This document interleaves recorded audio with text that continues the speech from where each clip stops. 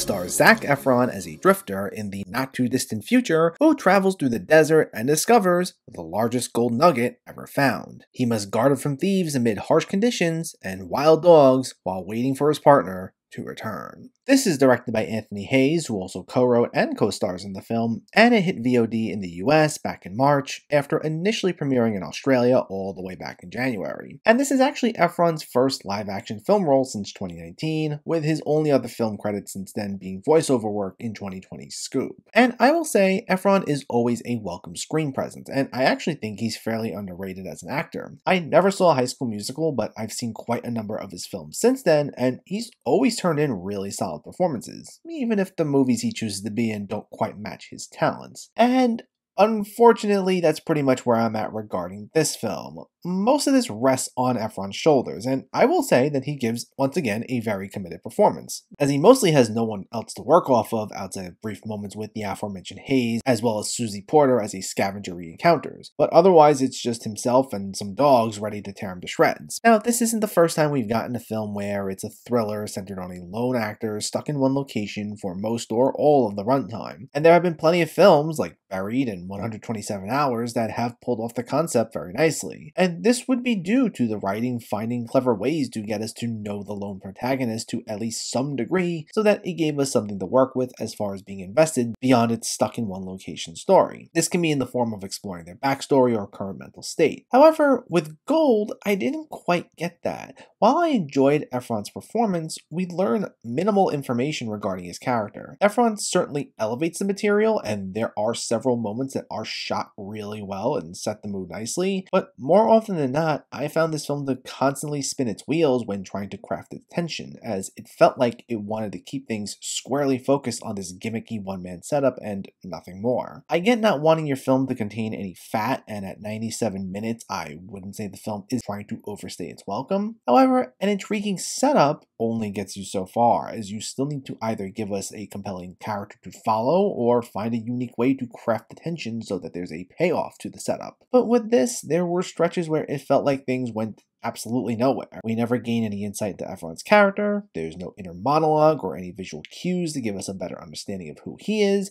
so I had a hard time caring about him, and otherwise I wouldn't have if it wasn't for Efron himself. And any moment where it looked to escalate things, primarily some of the scenes with the dogs, they often felt repetitive. I do have a soft spot for films that manage to do a lot narratively with so little, but I don't think Gold quite achieved that, unfortunately. While Zac Efron gives a very committed performance that can be intriguing to watch, and the film is shot well, I found its story to be mostly bare bones, as it lacked any psychological aspects, while mainly following a rinse-and-repeat format. While Anthony Hayes does show promise as a director, this one just missed the mark for me. Gold gets a 4.5 out of 10. So let me know, did you see Gold, or are you planning to see it, and what were your thoughts? Is this one of your favorite Zac Efron movies, and what's a good thriller that you've seen lately?